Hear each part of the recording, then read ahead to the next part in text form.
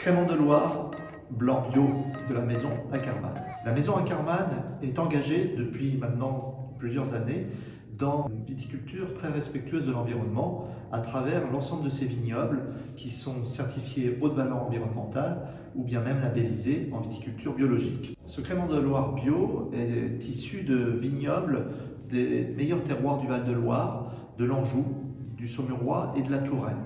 C'est l'harmonie parfaite entre les argilo-calcaires de la Touraine et du Saumurois qui apportent beaucoup de finesse à cette cuvée et des sols plus riches, plus chauds, tels que les schistes en Anjou, qui, quant à eux, vont apporter la concentration et le caractère à cette cuvée. Cette cuvée bio fait l'objet d'une sélection rigoureuse à partir des meilleures parcelles avec un tri dès la vendange qui est toujours manuel pour ce type de Crémant de Loire.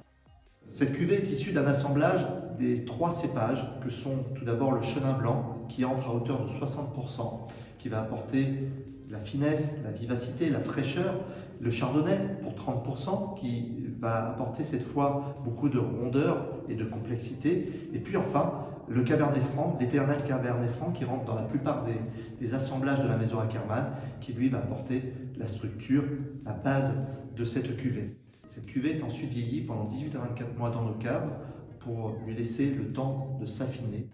À l'œil, la robe est de couleur pâle avec des reflets or et les bulles sont très fines.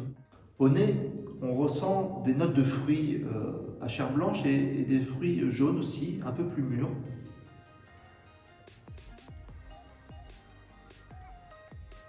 Alors, en bouche, on a cette aromatique très élégante, très pure, où nous devinons toute l'expression fruitée de cette bulle. Et on a également cet élevage sur lit, sur ces lies fines, qui va apporter ces notes, cette fois-ci, plus complexes de fruits secs, de miel aussi légèrement, le chenin surmûri, et aussi un caractère beurré, brioché, qui est très intéressant. Le Crémant de Loire blanc brut pourrait être apprécié à l'apéritif ou bien même à table sur des terrines de poisson par exemple ou des noix de Saint-Jacques, des mets assez nobles. C'est un Crémant de Loire très pur avec une jolie intensité véritablement qui est la distinction que l'on attend d'un Crémant de Loire issu de raisins de l'agriculture biologique.